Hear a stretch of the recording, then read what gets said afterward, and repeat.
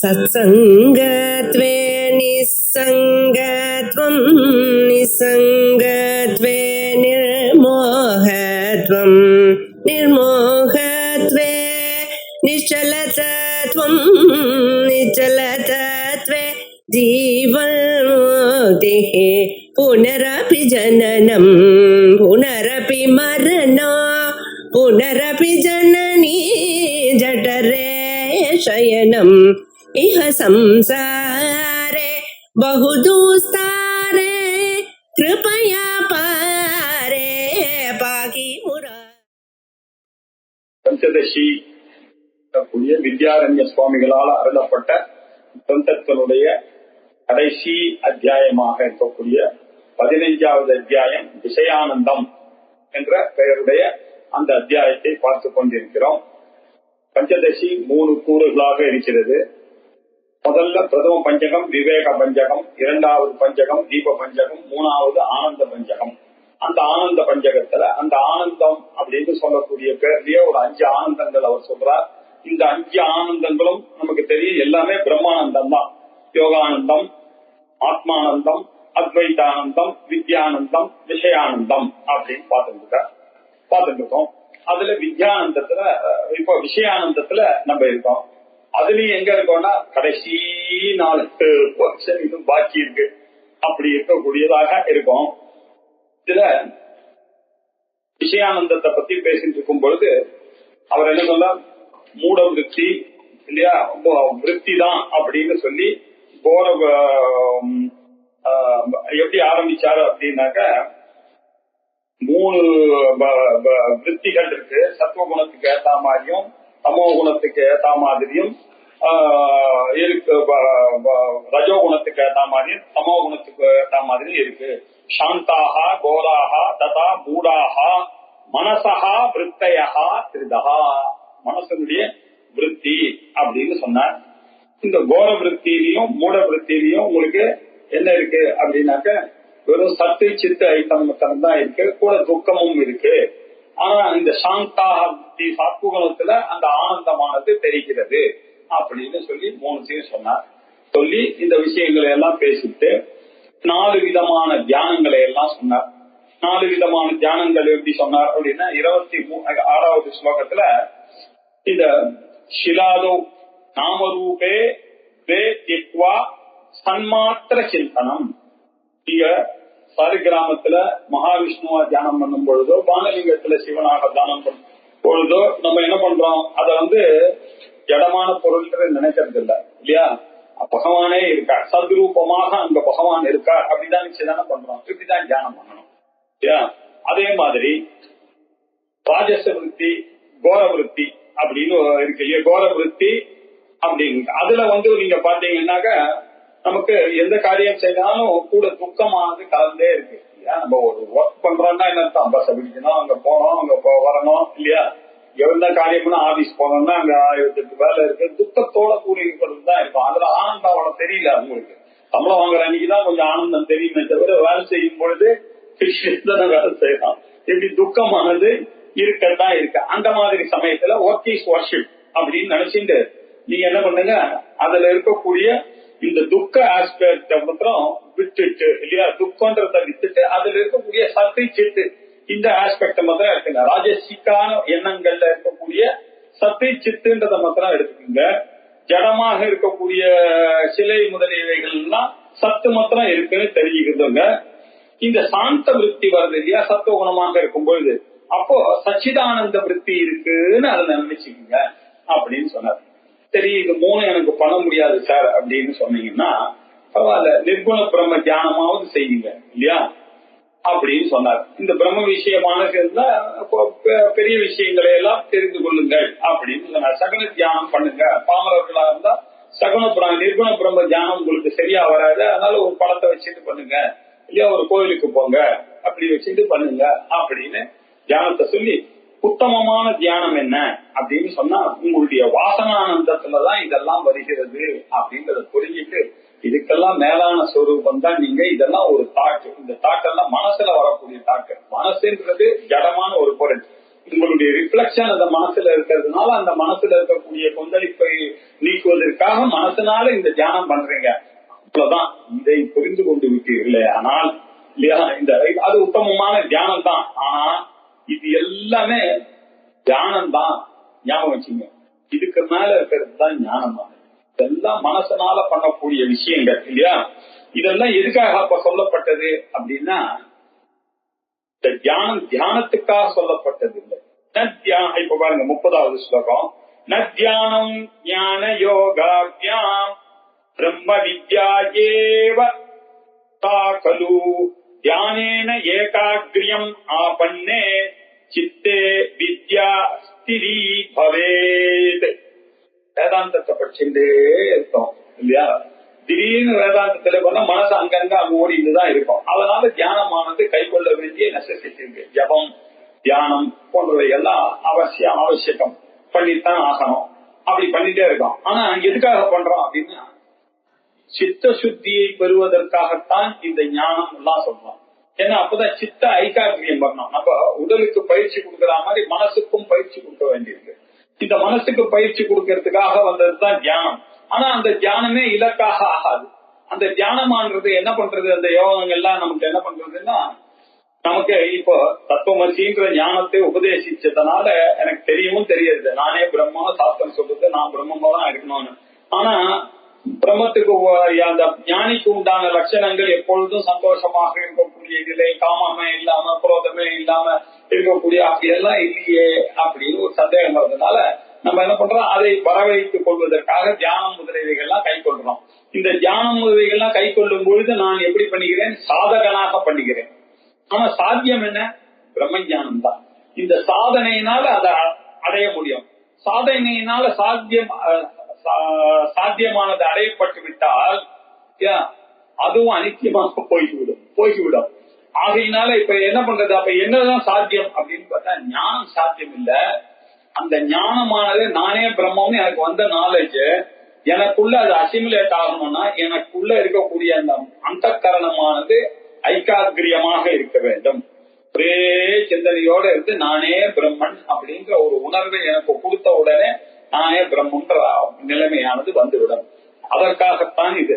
தியானம் ஞான யோகாத்தியா, ஞானத்தினாலேயும் யோகத்தினாலேயும் அடைவது தியானம் இல்ல, அது பிரம்ம வித்யாயே சாக்கலு, அது சாட்சாத்காரத்துக்காக. அப்படின்னா இந்த ஞானம் வேதாந்த படிப்பு யோகம் நாம் பண்ண தியானம் தான் எதுக்குன்னா ஏகாகிரியம் நான் பண்ண, இது எல்லாம் சித்தத்தை ஒருமுனையாக இருக்கக்கூடியது. அப்படி ஆச்சுன்னா யோகத்தினால அதை ஒருமுனைப்படுத்தினேன். அந்த நானே பிரம்மன் நான் கிளாஸுக்கு போய் பல முறை கேட்டதான அந்த அகம் பிரம்மாஸ்மி அப்படின்ற ஒரு நாலேஜ் ஆனது என்கிட்டயே இருக்கு இல்லையா, அது இப்போ ஸ்திரீ பவதி, ஸ்திரமாக ஆகிவிடுகிறது. நம்மள அறியாமே டெய்லி பிராக்டிஸ் பண்ணிட்டே இருந்தா ஒரு நாள் ஆக்சிலேட்டர் வைக்கும்போது கரெக்டா கிளச்சை நம்ம ரிலீஸ் பண்றோம் இல்லையா, எப்படின்னு தெரியல. சைக்கிள் ஓட்டுறீங்க, என்னைக்கு உங்களுக்கு பேலன்ஸ் வந்ததுன்னு தெரியுமா, தெரியாது இல்லையா. அதே மாதிரி இந்த தியானத்தினாலையும் ஞானத்தினாலையும் எனக்கு என்ன, ஒரு நாள் அது அந்த ஞானமானது ஸ்திரமாகி விடுகிறது. இதுதான் கவனம் இல்லையா. அந்த ஞானமானது எப்படி இருக்கு, சத்தாகவும் சித்தாகவும் இருக்கு. சத்தா சிதிகி சுகம் சைதி சுபாவாக பிரம்மனா. சுபாவம் என்ன பிரம்மத்துக்கு, சத்தாவாக இருப்பதும் சித்தியாக இருப்பதும் சுகமான இருப்பு அறிவு ஆனந்தம் தான் சுபாவம்.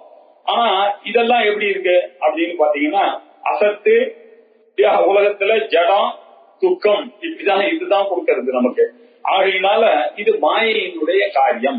அந்த மாயா காரியத்தை ஜெயிப்பதற்காக அந்த தியானத்தை கொண்டு விடுத்தார்.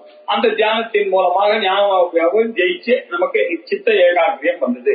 சித்த ஏகாகிரம் நான் இவ்வளவு நாள் படிச்சுட்டே வந்தது திடீர்னு எனக்கு புரிக்கிறது, ஸ்திரமாக ஆகிறது. இதுதான் சார் விஷயம் அப்படின்னு சொல்லி பிடிக்க போறாரு. இப்போ வித்யாயாம் சச்சிதானந்தா அகண்டைகரசாத்மதாம் பிராப்ய பாந்தி ந பேதேன வேதக உபாதி வர்ச்சனாத். ஆத்ம ஞான நிலையில் வித்யாயாம், அந்த வித்யால நமக்கு என்ன இருக்கு, இந்த மூணு தெரியுது. பிரம்ம ஞானிக்கு என்ன தெரியுது, சத்து சித்து ஆனந்த ரூபமாக இருக்கிறோம் நாம. ஏன்னா நாம பண்ணக்கூடிய உபாசனைகள்ல இப்ப எல்லாத்தையும் விலக்கிட்டோம். இப்ப இதுக்கு முன்னாடி சொன்ன மாதிரி நாமரூபத்தை விலக்கிட்டு ஜட பொருளை பார்த்தோம், துக்கத்தை விலக்கிட்டு சித் ரூபமான பார்த்தோம், சத்துவமா இருக்கும்போது ஆனந்தத்தை பெற்றோம். இப்படி சத்து சித்து ஆனந்தம் மூணையும் நாம மாதிரி பிராக்டிஸ் பண்ணதுனால வந்ததான இந்த பிரம்ம சாட்சா்காரமான ஞானத்தினுடைய நிலையில இந்த சத்து சித்து ஆனந்தம் எல்லாம் தனித்தனியா இல்ல. இதெல்லாம் புரியறதுக்காக சொல்றது தவிர எல்லாம் ஒண்ணு. சத்து தான் ஆனந்தம், ஆனந்தம் தான் சித்து, சித்து தான் ஆனந்தம். இன்ஃபேக்ட் இந்த மூணுமே இல்ல இல்லையா? அப்படின்றதுதான் உண்மை. அகண்ட ஏகரசாத்மகத்வா. இது எல்லாம் பிளவுபடாத ஒரே விஷயமாக போயிட்டு சத்துன்ற பேரு சித்துன்ற பேர்ல இதெல்லாம் தமாச்சு. விளக்க முடியாத அந்த காரியத்துக்கு போய் விளக்கத்துக்கு வார்த்தையினாலும் சொல்ல முடியாத காரியத்தை வார்த்தையில வச்சுட்டு விளையாடி இருக்கோம். அதுக்கெல்லாம் வேல்யூவே கிடையாது. நம்ம என்ன சொல்ல வந்தோம், எதெல்லாம் நீ சத்துன்னு நினைக்கிறப்பா அது சத்து இல்லப்பா, அதுக்கு வேறானதுப்பா. எதெல்லாம் நீ சித்துன்னு நினைக்கிறியோ சித்து இல்லப்பா, அது அதுக்கும் மேலானதுப்பா. அது எதெல்லாம் ஆனந்தம் நினைக்கிறியோ அது இல்லப்பா, அதுக்கும் மேலானதுன்னு சொன்னோன்னே இந்த மூணின் மூலமாக அதை காமிச்சு இந்த மூணு இல்லைன்னு நிராகரித்து அப்ப இருக்கிறது என்ன, அந்த பிரம்மஸ்வரூபம் ஏக ரசாத்மகத்துவம். அது ஒண்ணுதான் இருக்கு. அந்த மூணு துண்டுபடாத ஒரே ரசமாக தன்மையில இருந்து காப்பிய பாந்தி அது நமக்குள்ளேயே தெரியாது. அகம் பிரம்மா எனக்கு புரியுது, இப்பதான் புரியுது. இது வரைக்கும் வார்த்தைகளாக இருந்தது, பொருள்களாக இருந்தது, ஏதோ அர்த்தத்தோட கூட இருந்தது. இதெல்லாம் மனசுக்கும் வாக்குக்கும் சம்பந்தப்பட்டு இருந்தது. இப்ப அந்த நிலையை தாண்டி விட்டாச்சு. மனசுக்கும் வாக்குக்கும் மேலான ஒரு நிலையானது பரிபூர்ணமான அந்த உணர்வான ஒரு நிலை. அந்த நிலை அதுக்கு சத்துங்க சித்துங்க ஆனந்தம் எல்லாம் ஒரே ரசம் தான், இருக்கிறது ஒண்ணுதான் இல்லையா அப்படின்னு அத்வைத்தமான ஒரு நிலை. அந்த நிலையில் பிரகாசிக்கிறது. இங்க பேதேன பேதக உபாதி வர்ஜனார். இந்த பேதத்தை எல்லாம் காமிக்கக்கூடியதான மனசோ வாக்கோ புத்தியோ இதெல்லாம் இல்ல, சரீரமோ இல்ல, இதெல்லாம் தாண்டி விட்டோம். ஆனால் ஸ்தூல சூக்ஷ்ம காரண சரீரத்துக்கு மேலாக போக்கிவிட்டதான ஒரு நிலை இல்லையா? இப்படி இருக்கக்கூடியது எந்த ஒரு மீடியமும் இல்லை அப்படின்னு புரியும். எந்த ஒரு மீடியமும் இல்லை. இதை விளக்க வேறதுக்காக இவ்வளவு நாள் நான் பிரமாணத்தை எதிர்பார்த்திருந்தேன். எல்லாத்துக்கும் ஒரு பிரத்யட்சம் வேணும், மனனம் பண்ணணும்னா மனசு வேணும், நிதித்தியாசனம் பண்ணணும்னா தியான பயிற்சி வேணும், இப்படிலாம் நினைச்சு கொண்டே இருந்தேன். தன்னுடைய உடம்புனாலையும் மனசுனாலையும் புத்தினாலையும் தான் விஞ்ஞானமய கோஷத்துல பண்ண வேண்டிய காரியங்களும் நிறைய இருந்தது நினைச்சிட்டு இருந்தேன். இப்ப அந்த விஞ்ஞானமயமும் ஒரு கோஷம் தான் அப்படின்றது தெரிந்து விட்டது. பஞ்ச கோஷத்துக்கும் அதீதமான ஒரு ஸ்வரூபம் இருக்கு. அந்த ஸ்வரூபம் தான் அகண்ட ஏகரசமான ஸ்வரூபம். அததான் நான் வேற வேற வழியில சத்து சித்து ஆனந்தம் அப்படின்னா அந்தந்த உபாதியை வைத்துக் கொண்டு சொன்னேன். இந்த உபாதிகள்லாம் போகிவிட்டது. இப்ப என்னாச்சு சொல்றார், சாந்தாக கோராஹா ஷிலாத்யாஸ்ச வேதக உபாதயோ மதாக யோகாத் விவேகதஹ ஏஷாம் உபாதீனாம் அபாக்ருதிஹி. இதெல்லாம் அதை புரிய வைக்கிறதுக்காக, இந்த நிலையை புரிய வைக்கிறதுக்காக நான் என்னென்னமோ சொன்னேன். சாந்த புத்தி சத்துவகுணம்னு சொன்னேன், கோர விருத்தி ராஜச குணம் அப்படின்னு சொன்னேன், சிலா ஜட விருத்தி அப்படின்னு சொன்னேன் இல்லையா, தாமச விருத்தி அப்படின்னு தான் சொல்லிட்டு இருந்தேன். இதெல்லாம் இந்த விற்த்திகள் எல்லாம் என்ன தெரியுமா, ஒரு உபாதிகள். இதெல்லாம் வேதக உபாதையா மதாக. இதெல்லாம் உபாதிகள். இதெல்லாம் ஒரு மீடியமா இருந்தது எனக்கு எக்ஸ்பிளைன் பண்றதுக்கு. அது புரியுற வரைக்கும் அதை வச்சுதானே ஆத்மன ஆகாஷ சம்பூதா ஆகாஷாத் வாயு எல்லாம் சொல்லுவாங்க. சொன்னாதான் உட்கார முடியும். இப்படி தெரிந்த விஷயத்தின் மூலமாக கொஞ்சம் கொஞ்சமா தெரியாத விஷயத்துக்கு எடுத்துன்னு போய் அதற்கு பிறகு இல்லையா ஜெகத்காரணம் பாமா எப்படி இருந்து எப்படி பண்ணாரு நமக்கு அப்பதான் நமக்கு புரியுற மாதிரி இருந்தது. ஏன்னா நம்ம எல்லாம் படிச்சதுக்கு ஏற்ற மாதிரியே இங்க தான் சப்த குணகம் ஆகாசம் அப்படின்னாக்கா ஆமா ஆமா அக்னி எப்போதுமே சூடா இருக்கும் இல்லையோ, ஆமா ஆமா கரெக்டா இருக்கு இல்ல, அது தெரியும் நமக்கு. இதன் மூலமாக உங்களுக்கு சொல்லி இந்த பஞ்சீகரணம் தான் உங்க உடம்புலயும் இருக்கு, இந்த பஞ்சீகரணம் தான் உலகத்திலயும் இருக்கு அப்படின்லாம் சொல்லி எடுத்துன்னு போய் அதுக்கப்புறம் சகுனமான பொருள்கள் இவைகள்லாம் அப்படின்னு எடுத்துன்னு போய் இந்த ஜெகத் வித்தியாசத்தை சொல்லி இதெல்லாம் மாயிக்கமா தானே சார் இருக்கு, உங்களுக்கு வேற ஒரு காலமா இருக்கு, பித்திருக்களுக்கு வேற ஒரு காலமா இருக்கு, இதெல்லாம் பார்த்தா உங்களுக்கு தெரியுதா ஒரு யூனிஃபார்முக்கே இந்த உலகத்துல இல்ல, இந்த மாயிக்கத்துல இந்த எதுவுமே ப்ராப்பரா இல்ல, ஆகையினால இம்ப்ராப்பரான ஒரு காரியத்தை பகவான் எங்கேயாவது பண்ணுவாரா இல்லையா அப்படின்னு கேள்வி கேட்டு இல்லையா அப்படி எடுத்துன்னு போய் பிரம்ம சத்தியம் ஜெகன் வித்யா சிவோ பிரம்மைவ அப்படின்னு எஸ்டாப்ளிஷ் பண்ணோம். இந்த விவேகமானது எப்படி வந்தது, ஞான யோகா இல்லையா. இந்த யோகாத்தினாலையும் இந்த தியான பயிற்சி முதலியவைகள்னாலையும் யோகாத் விவேகதா ஏஷாம் உபாதீனாம் அபாகிருதி. இந்த உபாதிகளை எல்லாம் இப்படித்தான் தள்ளப்பட்டு அந்த நிச்சயமான பிரம்மமானது அகண்ட ஏகரசாத்மகமான பிரம்மன் தான் நீ அப்படின்னு எஸ்டாப்ளிஷ் பண்ணிவிட்டோம்.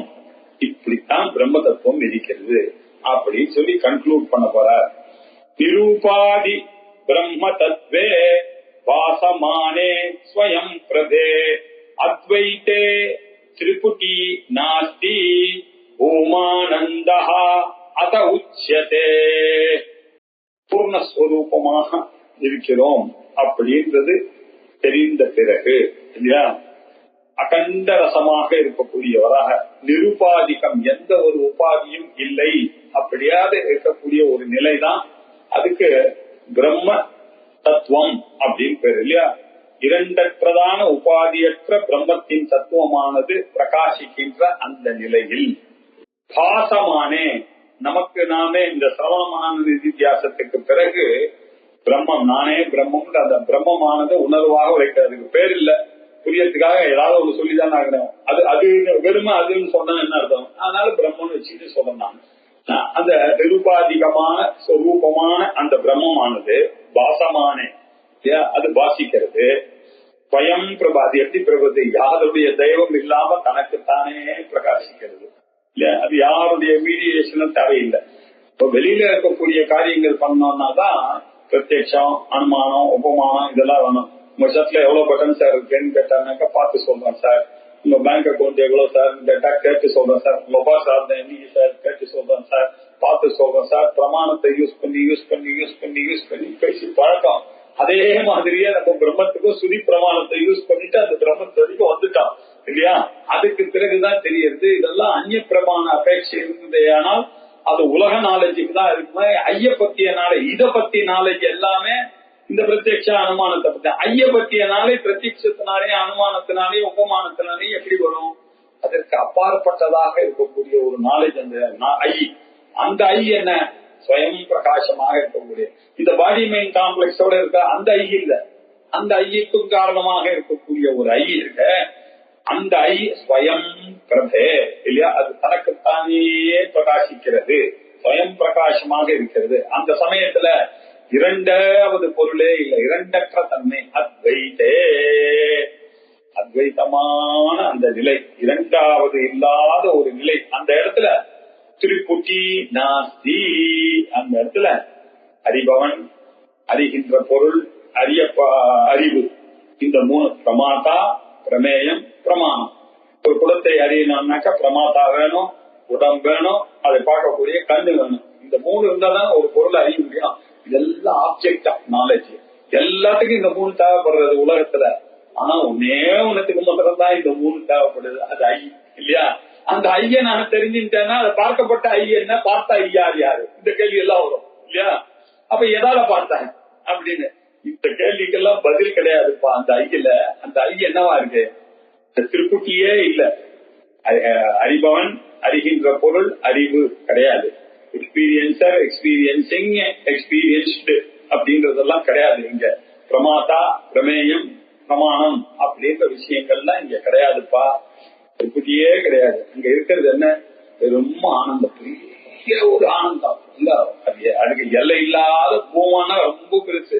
அதான் ஆனந்த நிலைக்கு பேர் பூமான்னு பேரு. சாந்தோக்கிய உபநிஷத்துல நாரதருக்கு சனத்குமாரர் இந்த ஆனந்தத்தை தான் உபதேசம் பண்ணார். இதுதான்பா வசதியான நாலேஜ் அப்படின்னு 7ஆம் அத்தியாயத்துல அவர் விஸ்தாரமாக சொன்னாரு. அந்த பூமானந்தம் பெரிய ஆனந்தம். ஆனந்த பஞ்சகம் பேர் வச்சதுக்கு காரணம் இதை சொல்றதுக்கு அப்படி எடுத்து வந்து அங்க கொண்டு வந்து போட்டார். 5 சாப்டர்ல நீங்க படிச்சது இதுக்காக தான். இந்த பூமானந்தம் தான், இதைத்தான் பூமானந்தம் சொல்லப்படுகிறது. இதுதான் யோகானந்தம், இதுதான் அத்வைதானந்தம், இதுதான் ஆத்மானந்தம் இல்லையா, இதுதான் வித்யானந்தம், இதுதான் விஷயானந்தம், இதுதான் பூமானந்தம், இது உச்சத்தே அப்படின்னு சொல்லி இந்த ஆனந்த ஸ்வரூபத்தை அனுபவிக்கிறதுக்காகத்தான் இப்படி 15 சாப்டர்களும் சொல்லப்பட்டது. இந்த ஆனந்த ஸ்வரூபத்தை சொல்லலாம்.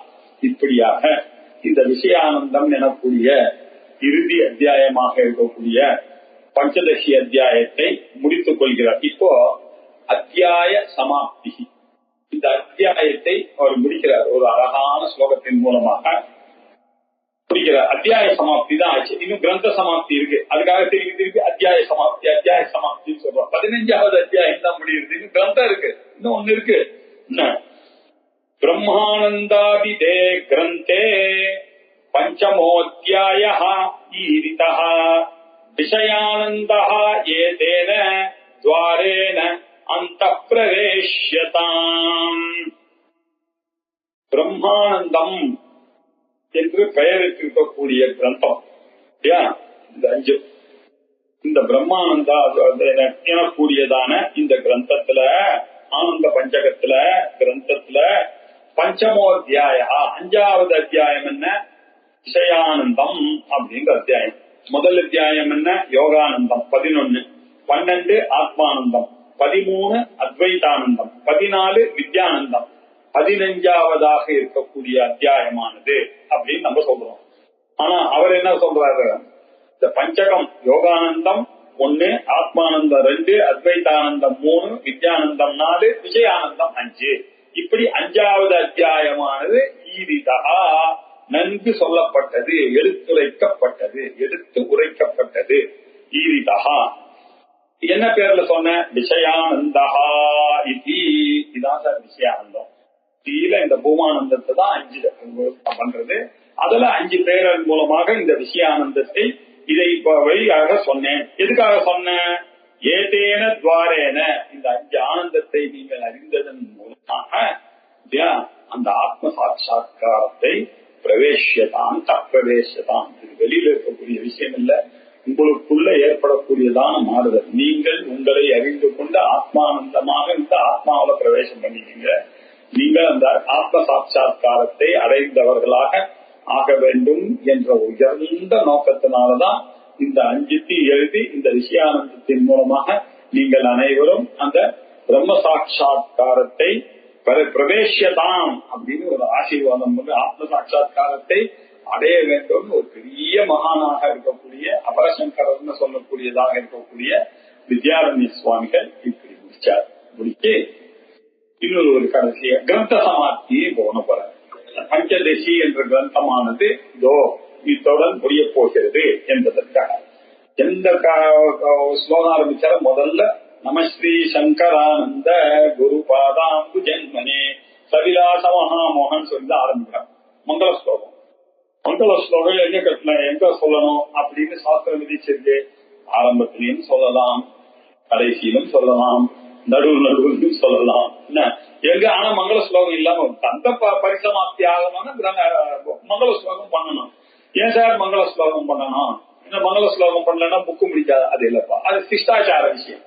பெரியவர்கள் பண்ணி கொண்டிருக்கிற சமாஜம். அதுல நமக்கு வேதத்துல நம்பிக்கை இருக்கு. வேதத்தை ஃபாலோ பண்றவர்கள் பண்ணக்கூடிய ஆச்சாரத்துல நம்பிக்கை இருக்கிறதுனால அந்த நம்பிக்கையின் மூலமாக நாம இந்த மங்கள ஸ்லோகத்தை பண்ணிக்கிறோம் இல்லையா?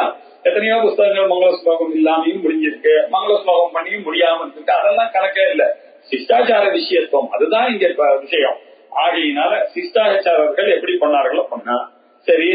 மங்களத்தை எப்படி பண்ணலாம்? பிரார்த்தனா ரூபமாக பண்ணலாம், பக்தி நிர்தேசமாக பண்ணலாம், ஆசீர்வாத ரூபமாக பண்ணலாம் இல்லையா? எப்படின்னு இருக்கு. சரி, நமஸ்கார ரூபமாக பண்ணலாம், பிரார்த்தனா ரூபமாக பண்ணலாம், ஆசீர்வாத ரூபமாக பண்ணலாம், ஞானத்தினுடைய பலனாகவும் பண்ணலாம். இப்படி எல்லாம் இருக்க பெரியவர்கள் முன்னோர்கள் இப்படி எல்லாம் பண்ணியிருக்காரு. அதே மாதிரி அப்படி முன்னோர்கள் பண்ணியிருக்காங்க, இது இவரே பண்ணியிருக்காரு. அபரசங்கரன்னு சொல்லக்கூடிய மகா பூஜ்யரான வித்யாரண்ய சுவாமிகளே பண்ணியிருக்காரு. அப்படின்றதுனால இது அவர் ஏன் பண்ணியிருக்காரு? சிஷ்டாச்சாரம். அவர் ஒரு சிஸ்டர் இல்லையா? சிஷ்டாச்சாரத்துல இருக்கிறது தான் அவர் பண்ணுவார் அப்படின்றதும் நமக்கு தெரியுது. பிரியாத் ஹரிஹரோனேன பிரம்மானந்தேன சர்வதா பாயாச்ச பிராணின சர்வான் ஸ்வாஸ்ரிதான் சுத்தமானசான் பிரியாத் ஹரிஹரஹா அனேன பிரம்மானந்தேன சர்வதா. இப்ப எழுதின இந்த 5 கிரந்தங்கள், இதுக்கு பேர் ஆனந்த பஞ்சகம்னு பேரு.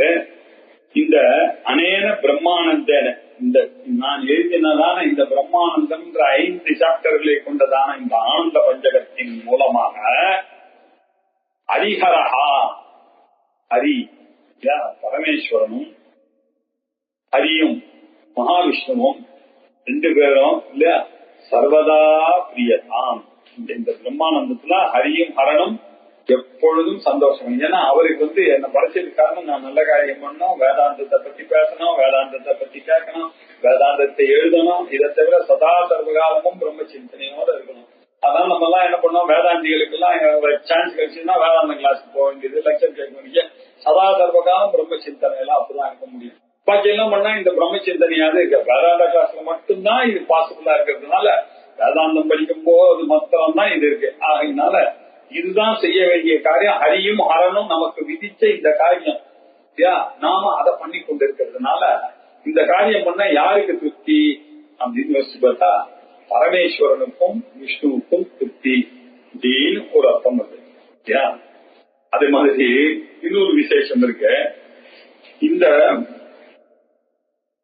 பரமேஸ்வரனையும் ஹரிஹரனையும் அறையையும் திருப்தி பண்ணணுமானால் இந்த மாதிரி கிரந்தத்தினால பண்ணாதான் அவர்களுடைய அருள் கிடைக்கும். அதுல சொல்லப்பட்டதான விஷயமானது நமக்கு புரியும், நமக்கு சாட்சாத்காரம் ஏற்படும் அப்படின்னு ஒரு அர்த்தம். நாம இதெல்லாம் சொல்றதன் மூலமாக அவர்களுக்கு பிரீத்தி ஏற்படும். பரஸ்பரம் பாவயந்தா இல்லையா, நமக்கு அவளுடைய அருள் வேணும்ன்றதுக்காக நம்ம வேதாந்தம் படிக்கிறோம். அவன் நம்மளை ஏன் படிச்சா இவன் வேதாந்தம் படிக்கணும்ன்றதுக்காக படிச்சிருக்காங்க. இப்படி பரஸ்பரம் பிரியதாம் இல்லையா, சர்வதா எப்பொழுதும் சந்தோஷத்தை அடையட்டும் அப்படின்னு சொன்னார். இன்னொன்னு ஹரிஹர புக்கான்ற மகாராஜா ஒருத்தர் இருந்தார் பீரியட்ல இல்லையா. இந்த ரெண்டு பிரதர்ஸ் வித்யாரண்யனும் அவருடைய பிரதர்மாக சேர்ந்து கொண்டு மாதவர் அப்படின்னு ஒருத்தர், மாதவர் சாயனர்னு ரெண்டு பேர் இருந்தா அப்படின்னு சொல்லி இவாள ஒருத்தர் வித்யாரண்யர் இருக்கா. இந்த ரெண்டு பேர் தான் இந்த பஞ்சதேசி கிரந்தத்தை எழுதினாங்க அப்படின்லாம் நிறைய கதையெல்லாம் இருக்கு. ஆனா லோகத்துல சிஷ்டாச்சாரத்துல நம்ம எல்லாம் வித்யாரண்யரால செய்யப்பட்டதும் ஒத்துக்கிறதுனால அதை வச்சுட்டு அவர் தம்பி எழுதியிருந்தாருன்னா இருக்கட்டுமே, அதனால எனக்கு என்ன, அவரும் அவர் தம்பி ஒண்ணுதான், எல்லாம் பிரம்மஸ்வரூபம் போன்ற நினைப்புல படிக்கும் பொழுது நமக்கு என்ன பேதம் இதுல இல்லையா, சந்தோஷம், இன்னும் அதிக சந்தோஷம். இல்லப்பா என் தம்பி தான் என்ன அப்படியா ரொம்ப சந்தோஷம் சார், இல்லதான் எங்க அண்ணா தான் என்ன அதை விட சந்தோஷம், அவ்வளவுதான். இப்படி இருக்கக்கூடிய அந்த பீரியட்ல ஹரிஹரன் மகாராஜா இருந்தார். அவர்களையும் ராஜாவை பாராட்டும் விதமாகவும் இது தோணிக்கிறது இல்லையா. ஹரிஹர விஜயநகர சமஸ்தானத்துல ராஜாங்கத்துல இருந்து கொண்டு அவர்கள் இந்த பிரஜாக்களையும் இந்த சாதுக்களையும் இல்லையா இந்த கிரந்தத்தின் மூலமாக பரப்பி எல்லாரும் சந்தோஷமாக சதா இல்லையா சர்வதா பிரியார், எல்லா ஜனங்களும் பிரஜைகளும் வேதாந்தத்தை படித்துக் கொண்டு சதா சர்வகாலம் சந்தோஷமாக இருக்க வேண்டும். அதுதான் மேக்சிமம். வித்யானந்தம் ஒண்ணுதான் உலகத்திலேயே பெரிய ஆனந்தம். வேற என்ன பண்ண முடியும்? நீங்க சினிமாவுக்கு பார்த்தா கிடைக்கக்கூடிய ஆனந்தம் விட, வீடு வாங்கினா கிடைக்கிற ஆனந்தம் விட, கார் வாங்கினா கிடைக்கிற ஆனந்தத்தை விட, அந்த வேதாந்தத்தை இல்ல ஜபம் பண்ணா கிடைக்கிற ஆனந்தம், வேதாந்தத்தை படிக்கிறதுனால வரக்கூடிய ஆனந்தம் தான் வித்யானந்தத்துக்கு இணையானது எதுவுமே இல்லை. அந்த ஆனந்தத்தை பருகுவதற்காக தான் நம்ம வாரம் கஷ்டப்பட்டு உடாம இருக்கோம் இல்லையா. அது என்ன, அது ஒரு வித்யானந்தம். சொல்லி புரிய யாருக்கும் புரியாது.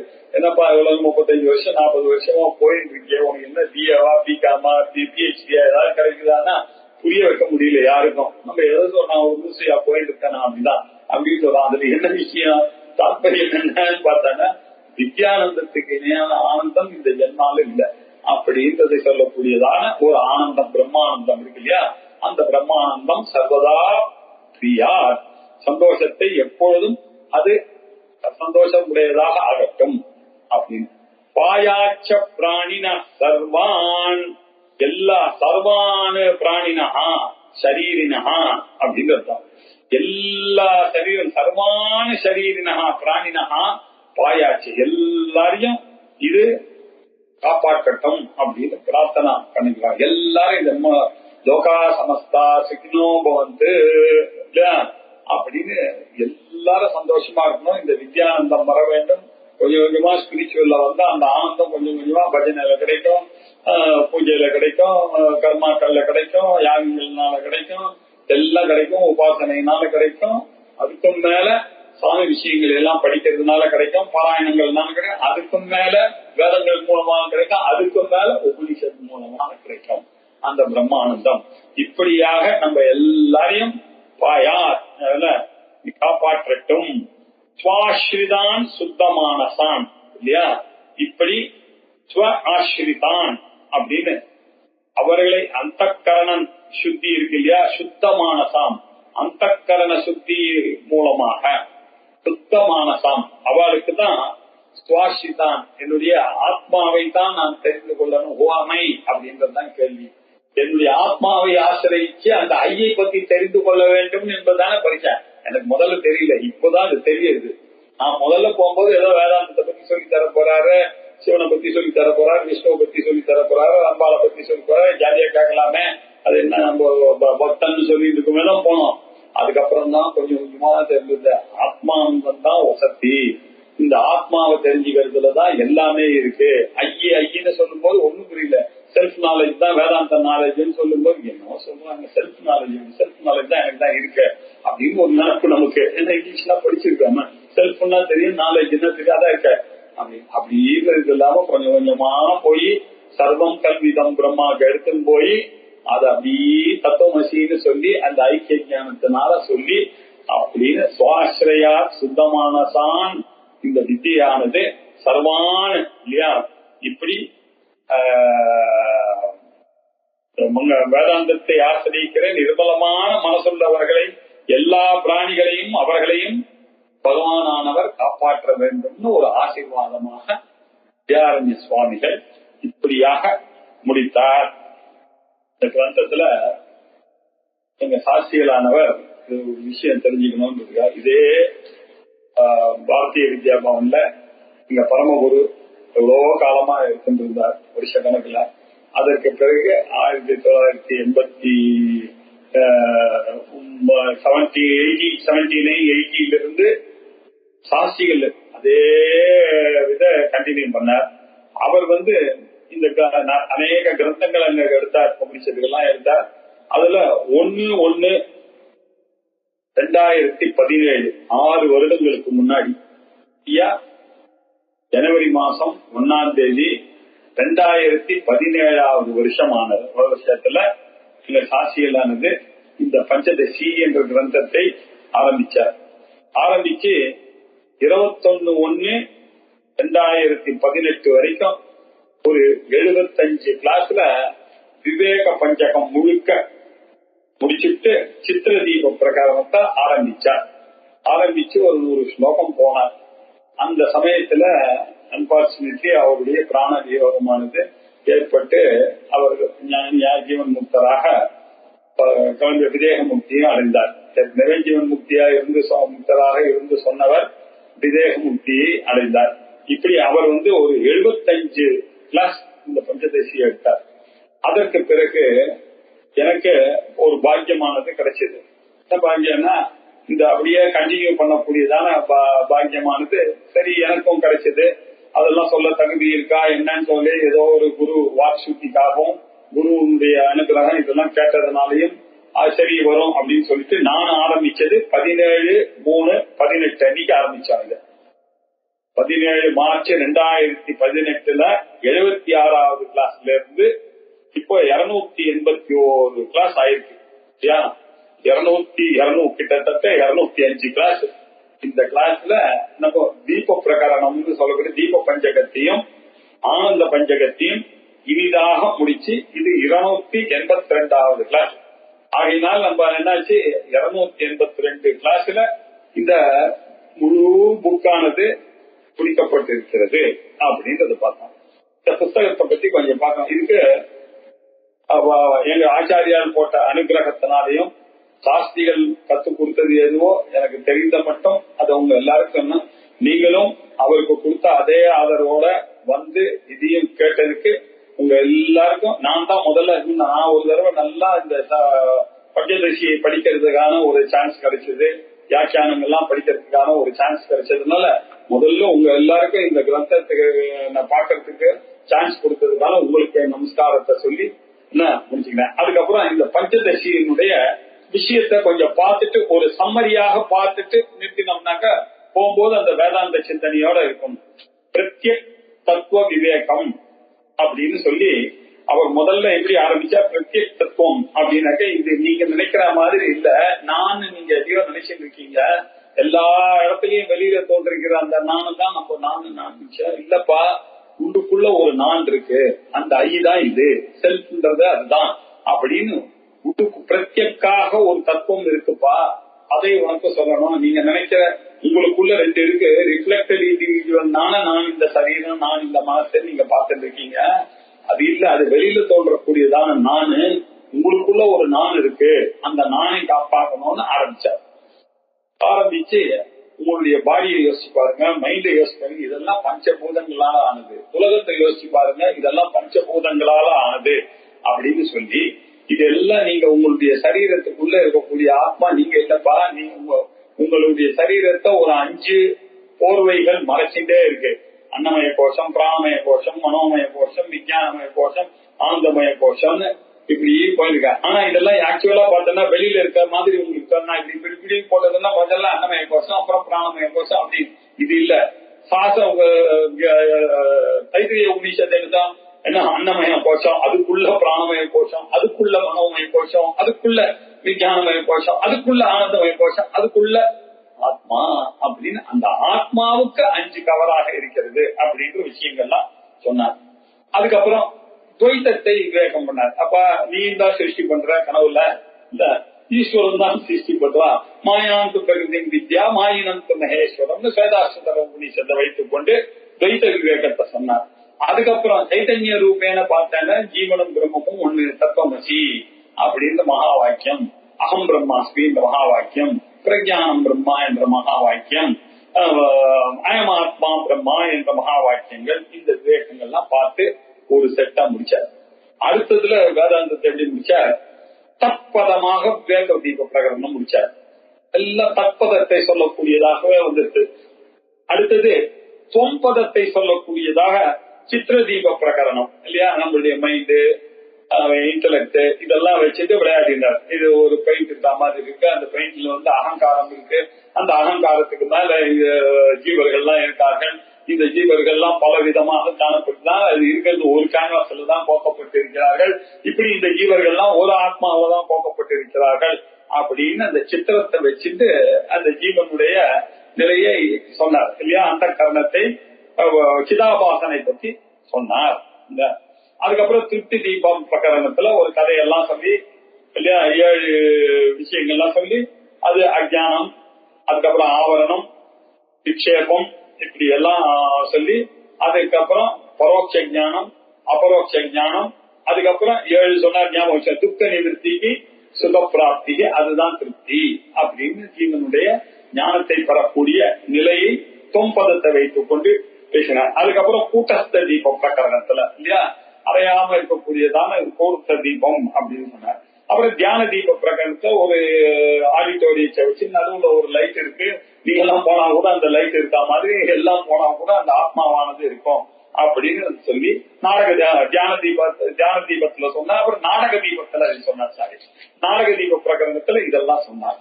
அதற்கு பிறகு ஆனந்தத்தை எடுத்துக்கொண்டு யோகானந்தத்தின் மூலமாகவும் ஆத்மானந்தத்தின் மூலமாகவும் ஒவ்வொன்றுத்தையும் சொன்னார். அது முதல்ல சொல்லும் போது எப்படி ஆரம்பிச்சார்னா, யோகானந்தத்தை பிரம்மானந்தம் பிரவக்ஷாமி ஞாதே தஸ்மின்ன சேஷதா, பிரம்மானந்தத்தை சொல்லுகிறேன் அப்படின்னு ஆரம்பிச்சு, இப்போ அதுல யோகானந்தத்தை நான் உனக்கு சொல்லுகிறேன் அப்படின்னு ஆரம்பிச்சார். அதற்கு பிறகு அந்த பிரம்மானந்தத்திலிருந்து யோகானந்தத்தை பத்தி முழுக்க பேசின பிறகு ஆத்மானந்தத்தை பத்தி பேசினார். ஆத்மானந்தத்தை சொல்லும் பொழுது இதுவரைக்கும் யோகிக்கு தெரியக்கூடிய விஷயத்தை பத்தி சொன்ன, யோகிக்கு சொன்னீங்க சார், எனக்கு என்ன அப்படின்னு கேட்டா, அப்படியா உனக்கும் ஆத்மாவுக்கு, என்னுடைய ஆத்மாவுக்கு என்ன சார், யோகிகளுக்கு நீங்க சொன்னீங்க நனி ஏவம் வாசனா பிரம்மானந்தா வேத்தி யோகி நிஜ ஆனந்தம். யோகிக்கு தெரியும் சார். நான் என்ன கொஸ்டின் பண்ண, மூடசியாத்திர அஸ்திகா கதி, என்ன மாதிரி ஆளுங்களுக்கு என்ன சார் கதி அப்படின்னா, அப்படியா நீ ஒண்ணு கவலைப்படாத, உனக்கு தெரியற மாதிரி நான் சொல்லுவேன் அப்படின்னு அந்த ஆத்மானந்தத்தை ஆரம்பிச்சு ரொம்ப அழகாக சொன்னார்.